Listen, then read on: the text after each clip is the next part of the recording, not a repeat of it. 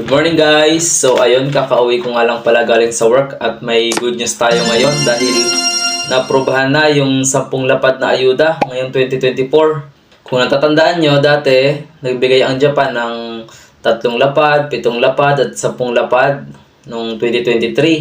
Ngayong 2024 naman ay 10 lapad yung ibibigay nila.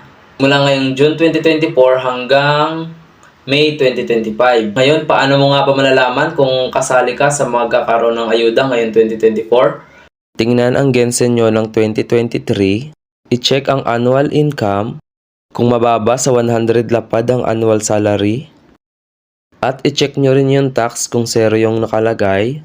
Kung 0 din ang nakalagay sa'yo, congrats dahil makakatanggap ka din ng 10 lapad. Next step, i-check ang city kung saan ang address nyo. Isulat ang address at Jumang NQ Fokin. For example,